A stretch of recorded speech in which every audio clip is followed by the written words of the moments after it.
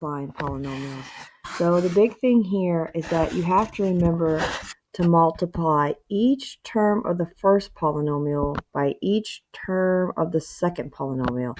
In other words, the key thing here is distribute. I don't think that's how you spell that. Close enough, but you get the idea. You've got to distribute from one thing to the other. So let's show you how that works. So we can do this either vertically or horizontally. So if we do it vertically, we'll take negative x squared plus 2x plus 4, and then we're going to multiply that times x minus 3. So really, I'm going to write it just like I was multiplying a 3-digit number by a 2-digit number. And then the way this works is I'm going to take 4 times negative 3 and get negative 12. Then I'm going to take 2x times negative 3, and that gives me negative 6x.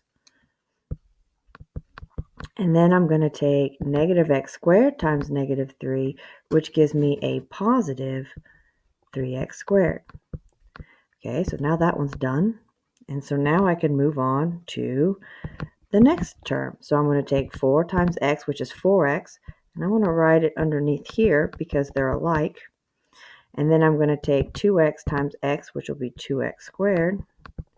That 4 is positive, so I'll put a plus sign there.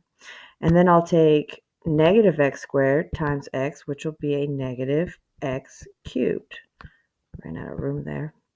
And so now I'll just add everything like I do in double digits or multiplication, and just add straight down. So I'll have a negative x cubed plus nothing else, so that's going to be negative x cubed. 3x squared plus 2x squared would be 5x squared. Negative 6 plus 4 would be minus 2x. And then I have my negative 12. Voila. So that is doing it vertically. The other way would be to do it horizontally.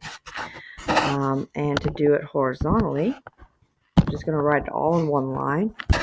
So I'll have y plus 5 times 3y squared minus 2y plus 2.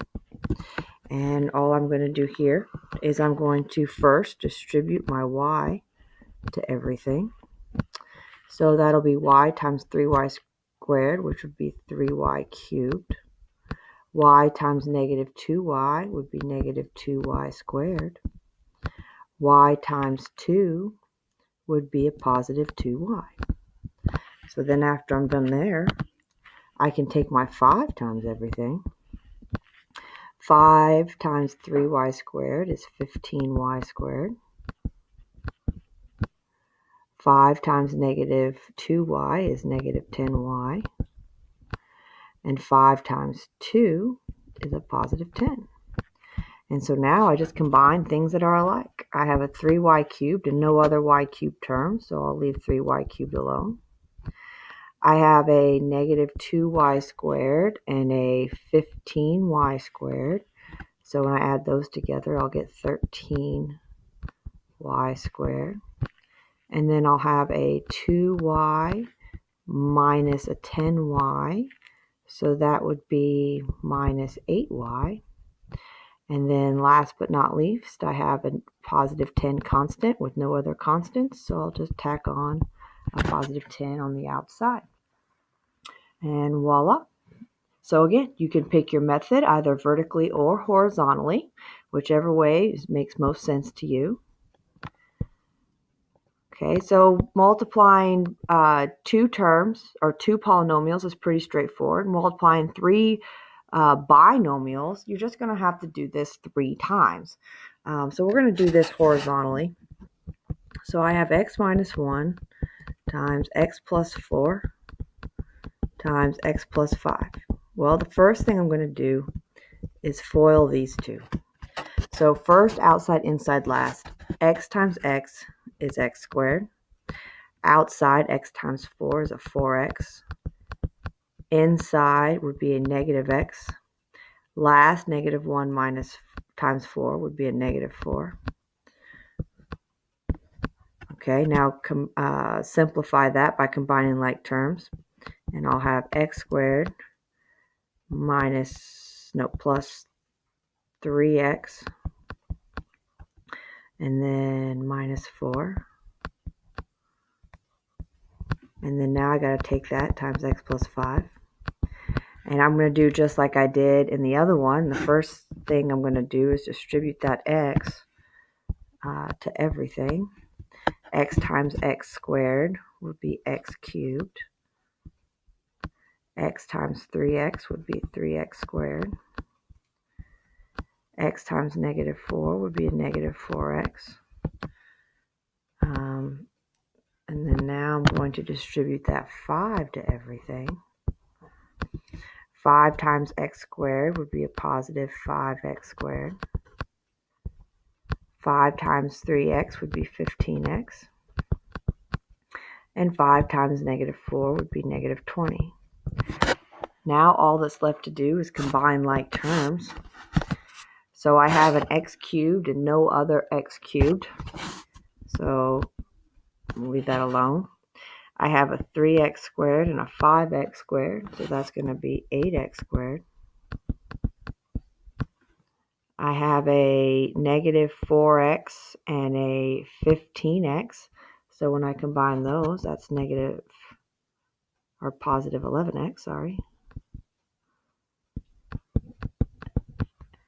And then when I have a negative 20 on the outside and no other negative or no other constant, so I'll just tack on that negative 20, and voila, there's my answer. So it's not that it's complicated, it's just a little time consuming, but you just got to make sure you do everything one step at a time. All right, so now I would like you to try number 3, number 5, and number 7. For number 3, you should have got 8x to the third plus 6x squared minus 9x minus 5. For number 5, you should have got m to the third minus 7m plus 6. And for number 7, be careful that you actually square something, which means multiply by something by itself. So you should have taken 5a plus 2 times 5a plus 2. And that would give you 25a squared plus 20a plus 4. All right, so check your answers. If you didn't get the same answer, make sure you try to go back and catch your mistake. And if you still can't figure out where you went wrong, make sure you ask a question in the comments.